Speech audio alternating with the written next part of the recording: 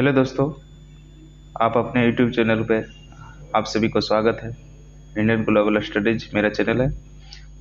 आप सबके बीच कल की क्लास में थोड़ा सा डिस्टरबेंस हो गया था, जिसके कारण कुछ ही क्वेश्चन का एनालिसिस हो सका, इसीलिए आप सबको माफ़ कर दीजिएगा। चलते हैं आज की क्लास में हम पूरी तरीक़ा से हम करेंगे एनालिसिस क्वेश्चन का। थोड़ा सा डिस्टरबेंस हो गया था, थोड़ा सा ध्यान दीजिएगा।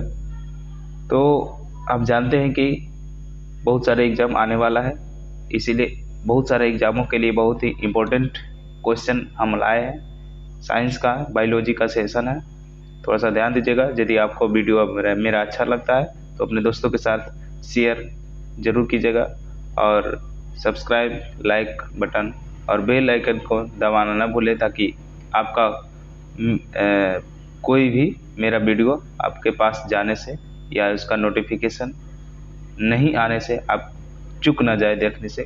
इसीलिए जो है बेल आइकन दबाना ज़रूरी होता है। ठीक है, चलते हैं। 108 तक हो गया था, ठीक है, 108 तक हो गया था। 109 से हम चलते हैं।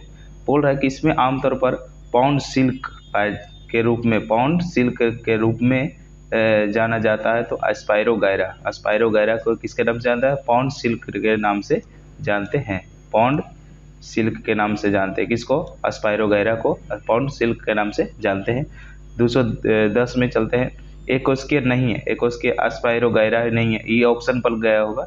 हम भी हमारे मानव शरीर हो गया, स्तनपायी हो गया, ये सब कुछ है। बड़े बड़े जीव जो है एकोस्कियर जीव में नहीं आता है। अस्पायरोगायरा ये सब खाली नहीं आता है, हम सभी आते हैं बिना एकोस्कियर। बहुत सारा कोशिका हमारे शरीर में पाया जाता है, ठीक है। ई ऑप्शन के आधार पर होगा। आंत के अंगों का अध्ययन क्या कहलाता है? तो स्प्लाइनोलॉजी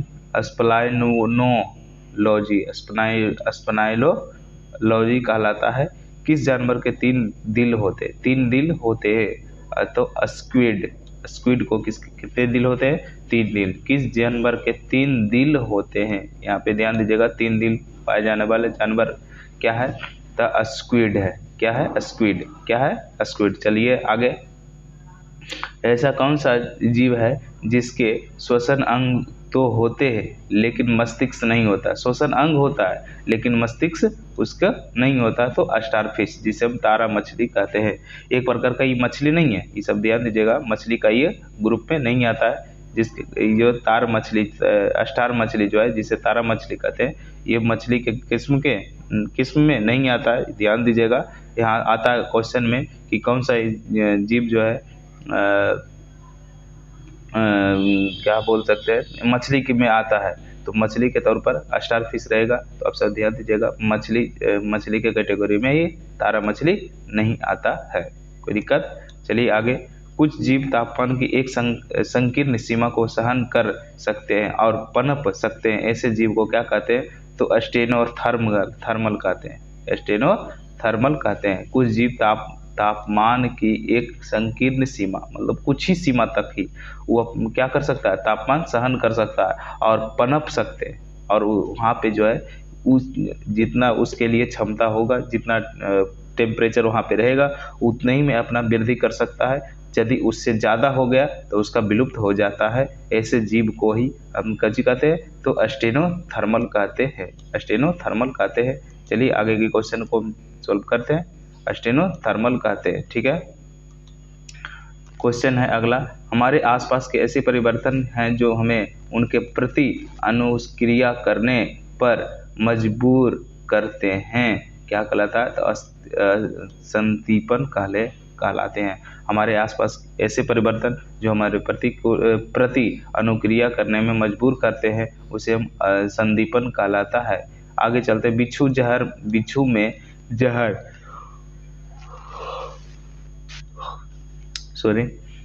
में जहर किस में पाया जाता है? तो डंक में पाया जाता है। बिच्छू में जहर डंक में पाया जाता है। एक जो टेप वर्म होता है, टीनिया कहलाता है। एक टेप वर्म टीनिया कहलाता है। टीनिया एक प्रकार का एक टेप वर्म है। कोई दिक्कत है? मार्सुपियल्स की विशिष्ट विशेषता क्या है?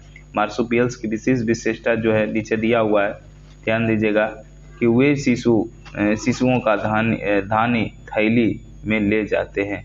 ये क्या कहलाता है? मार्सुपिलियस जो है वे शिशु को जो होता है उसको क्या करता है? धनी या थैली में ले जाने का काम करता है। कोई दिक्कत है?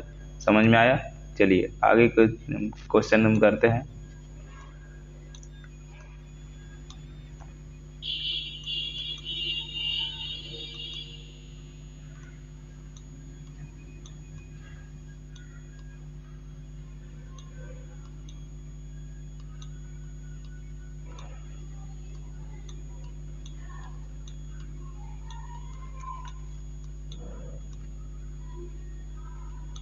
चलिएगा क्वेश्चन हम आगे की करते हैं, थोड़ा सा ध्यान दीजिएगा।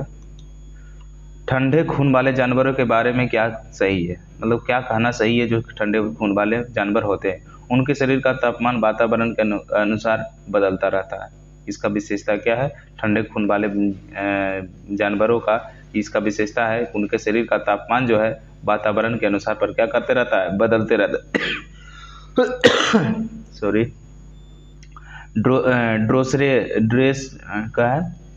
ड्रोसेरा में बालों की गति को क्या कहते हैं? तो सिग्मो ट्रैपिज्म कहते हैं। सिग्मो ट्रोपिज्म कहते हैं। ड्रोसेरा में जो बालों की गति को क्या कहते हैं? तो थिग्मो ट्रोपिज्म कहते हैं। ऑक्टोपस के खालिस्तान दिल होते हैं, 3 दिल होते हैं। और ऑक्टोपस के कितने दिल होते हैं? 3 दिल होते हैं। त्वचा काटने वाले मच्छर हम बताए थे 3 जोड़ी पैर होती है। ये कैसा मच्छर होगा? तो नर या मादा? तो मादा मच्छर ही होगा। हम बताए थे मादा मच्छर ही सभी चीज़ें मतलब हमको काटता है या एक दूसरे से रोगों का फैलाने का काम कौन करता है? तो मादा मच्छर काटता। ठीक है। नर मच्छर जो है अपने भोजन की पूर्ति, अपने शरीर के लिए क्रियाकलापों की पूर्ति करने के लिए फूलों से जो रस होता है उसको चूस करके अपना काम चलाता है। लेकिन ये जो है मादा मच्छर हमारे हम सबसे काम चलाने के लिए आता है। ठीक है। चलिएगा त्वचा काटने वाले मच्छर के खालिस्तान पैर होते हैं। कितने? 3 पैर होते हैं। ऑर्डर प्राइमेटा जिसमें बंदर, गोरिल्ला, गिब्बन शामिल होते हैं, जिसमें कार्निवोरा के साथ स्तनधारी वर्ग में रखा गया है, जिसमें क्या है? तो बाघ, बिल्ली और कुत्ते। बाघ, बिल्ली और कुत्ते जो है इस प्रकार के में शामिल होता है ना। रोगाणुओं द्वारा उत्पादित हानिकारक पदार्थ को क्या कहते हैं? विषाक्त पदार्थ कहते हैं। जो रोगाणु को पैदा करने वाला पदार्थ उत्पादित करने वाला जो पदार्थ होता है उसे विषाक्त पदार्थ कहते हैं। जो बहुत विष होता है मतलब कि खराब पदार्थ होता है। ठीक है ना। विषाक्त पदार्थ उसे कहते हैं। कोई दिक्कत है? समझिएगा आगे क्वेश्चन। विषाक्त पदार्थ जो बहुत सारे रोगों का उत्पन्न करने वाला पदार्थ होता है। आगे चलिएगा। हाथी के संदर्भ में प्रोबोसिस इसकी खालिस्तान होते हैं, सूढ़ होती है। प्रोबोसिस इसकी क्या होती है? सूढ़ होती है। हाथी के संदर्भ में प्रोबोसिस जो होता है इसकी क्या होती है? सूढ़ होता है ना। तारा मछली का चालन अंग क्या है? तो ट्यूब फीट होता है। ट्यूब फीट तारा मछली, ये दो तारा मछली बताए थे, एक प्रकार मछली के कैटेगरी में नहीं आता है। इसे बार बार ध्यान दीजिएगा। तारा मछली का चालन अंग क्या है? तो ट्यूब फीट होता है। ट्यूब फीट के द्वारा उसका अंग होता है चालन करने के लिए। ठीक है। ऑलिव रिडले एक प्रसिद्ध कछुए की प्रजाति है। कौन सी प्रजाति है? तो कछुआ का प्रजाति है। ऑलिव रिडले जो है एक प्रकार का कछुआ का प्रजाति है। हाथियों में हाथी दांत बहुत बड़ा और क्या होते हैं? ऊपरी कृदंत होता है। ठीक है ना। ऊपरी कृदंत होती है। हाथी दांत बहुत बड़ा होता है और क्या होता है? ऊपर में कृदंत पाया जाता है। ठीक है ना। कृदंत एक प्रकार दांतों का प्रकार है, ध्यान दीजिएगा। कृदंत, रोदनक, चर्वनक, अर्धचर्वनक, 4 प्रकार के दांत हम सब में पाया जाता है ना। उसी तरीके से जो हाथी में बहुत बड़ा क्या होता है? ऊपरी कृंतक होता है। ठीक है। सारस जो है किस प्रदेश का राज्य पक्षी है? सारस एक प्रकार का पक्षी है जो किस देश का एक राज्य पक्षी कहलाता है? तो उत्तर प्रदेश, यूपी का जो हमारा भारत का एक राज्य है यूपी, जिसका पक्षी क्या है? तो सारस पक्षी एक राजकीय पक्षी घोषित है। ठीक है। आगे चलते हैं, आगे की क्लास। कृषि की वह शाखा जिसमें घरेलू पशुओं को आहार,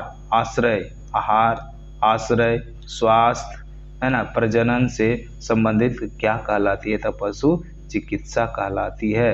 पशु चिकित्सा विज्ञान में उसके कैसा आहार देना चाहिए, कैसा आश्रय होना चाहिए, उसके स्वास्थ्य कैसा है, उसको जांच पड़ताल करने के लिए उसका प्रजनन क्या हो रहा है या नहीं हो रहा है, उससे संबंधित जांच करने के लिए जो होते हैं उसे पशु चिकित्सा विज्ञान कहते हैं। खरगोश द्वारा पिछले पैरों को जमीन पर पटकना किससे संबंधित क्या व्यवहार करता है? तो सदस्यों को चेतावनी देने के संबंध में। जिससे देखिएगा कुत्ता उत्ता वगैरह जो है, ध्यान दीजिएगा अच्छा से, आप सब गाँव के से होंगे तो कुत्ता वगैरह यदि लड़ाई करने का जब तौर पर आता है तो पूरा मट्टी उट्टी क्या करता है, पिछले पैर से भीगता है। उसी तरीक़ा से कछुआ भी क्या करता है, खरगोश भी क्या है, पिछले पैर से अब जमीन पर पटकता है। उससे क्या संबंध में हमको आता है? तो वो सदस्य चेतावनी संकेत दे रहा है। ठीक है, किसकी उपस्थिति के कारण पक्षियों का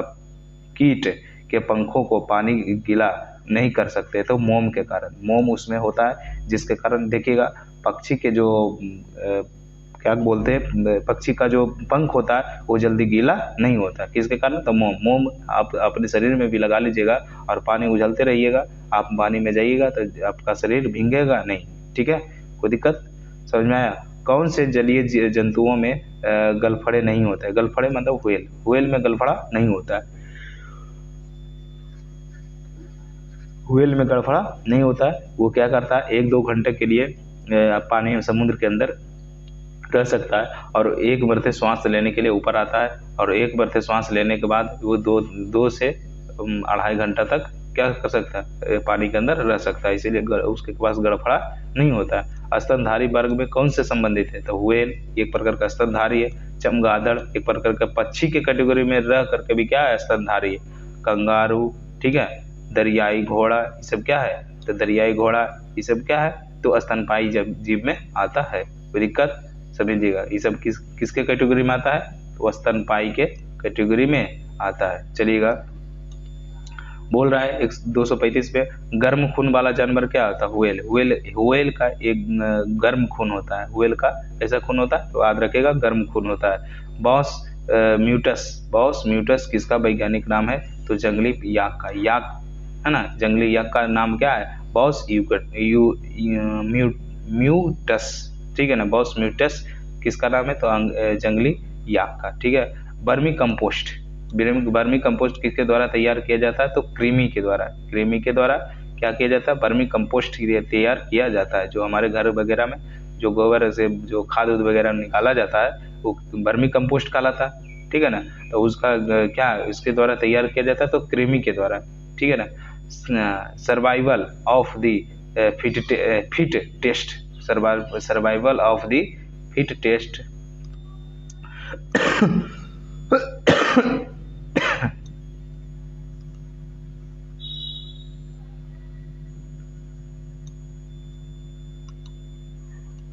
क्या बोल रहा है? Survival of the fit test की अवधारणा सबसे पहले किसके द्वारा प्रस्तुत की गई थी? तो डार्विन के द्वारा। किसके द्वारा? डार्विन के द्वारा प्रस्तुत किया गया survival of the fit test. The theory of natural selection, theory of evolution, विकासवादी का सिद्धांत किसने दिया था? Charles Darwin. ये सब जो सिद्धांत दिया था विकासवादी के, किसने दिया था? चार्ल्स डार्विन ने। मेढकों में कयांतरण किसके द्वारा नियंत्रण किया जाता है? मेढक में जो है कयांतरण किसके द्वारा नियंत्रण किया जाता है? थायरॉक्सिन हार्मोन के द्वारा मेढक में कयांतरित का नियंत्रण किया जाता है। चमगादड़ का पंख और पक्षी का पंख क्या है? तो अनुरूप है। उसके अनुसार पर क्या है? रूप का समान है। चमगादड़ का पंख क्या है और पक्षी का पंख अनुरूप है। अनुरूप मतलब ये काम दोनों एक ही करता है। वो भी पक्षी का काम क्या है? उड़ना, और चमगादड़ का काम भी उड़ना, इसीलिए अनुरूप है। असमरूप मतलब काम अलग अलग हो सकता है बशर्ते उसका रूप समान है। ठीक है, अनुरूप का मतलब काम एक ही हो सकता है। ठीक है, कोई दिक्कत? चलिएगा आगे। डार्विन के विकासवाद के सिद्धांत के अनुसार जिराफों की लंबाई गर्दन में किसके कारण लंबा हो गया? तो ऊंचे पेड़ पौधा पत्ती तक पहुंचने के लिए निरंतर प्रयास के कारण पीढ़ी दर पीढ़ी उत्पन्न हुई। ठीक है ना। बोल रहे हैं यहाँ पे, कहने का मतलब है विकासवाद का सिद्धांत जो है डार्विन के द्वारा दिया गया। तो बोला गया कि बोला गया जिराफ का गर्दन जो है बहुत ही लंबा होता है। क्यों? क्योंकि ये बोले, डिस्कशन में बोले कि जो बार बार कोई चीज़ का हम क्या करते हैं, प्रयास करते रहते हैं, वो जो क्या होता है, लंबा हो जाता है, जिसके कारण इसका जो है जिराफ का जो मुंडी है, क्या गर्दन हो जो है, ऊंचे ऊंचे पेड़ पौधे को ऊंचे ऊंचे पेड़ पौधे के पत्ती को खाने के लिए गर्दन को बार बार ऊपर की ओर मतलब कि पहुंचाता था, जिसके कारण पीढ़ी दर पीढ़ी उसका गर्दन लंबा हो गया। ठीक है। ये जो है आगे चलते हैं। हीमोफोबिया किसका डर है? तो रक्त का, है ना, रक्त का। हीमोफोबिया रक्त का डर है। ठीक है।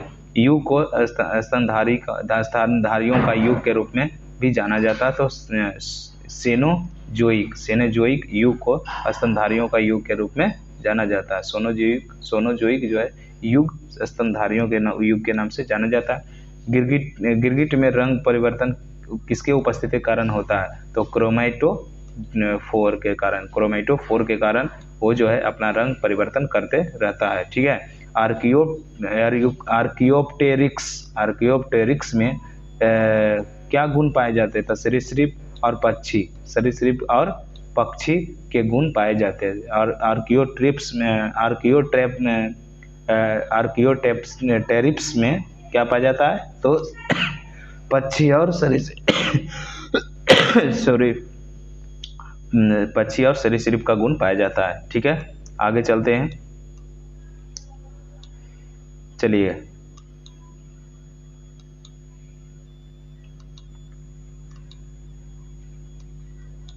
मानव जाति के आनुवांशिक शुद्धता में सुधार के प्रयास में चयनात्मक प्रजनन, जबरन नसबंदी जैसी प्रक्रिया का उपयोग संदर्भित करता है। तो यूजेनिक्स जो है एक प्रकार का, एक प्रकार का है मानव जाति के आनुवांशिक शुद्धता में सुधार करने के लिए एक प्रकार का चयनात्मक प्रजनन और जबरन नसबंदी जैसी प्रक्रिया के उपयोग को संदर्भित करता है। ये प्रक्रिया जो है हमारे प्रधानमंत्री इंदिरा गांधी थोड़ा सा अपनाए थे। कोई दिक्कत? तो आज यहीं तक सेशन है। तो हम आशा करते हैं हमारे वीडियो आप सबको बहुत ही अच्छे लगते होंगे। यदि अच्छा लगता है तो अपने मित्रों के साथ शेयर जरूर कीजिएगा और सब्सक्राइब, लाइक बटन जो भी है, इसमें जो भी फंक्शन दिया हुआ रहता वो जरूर कीजिएगा। आज यहीं तक। जय हिंद,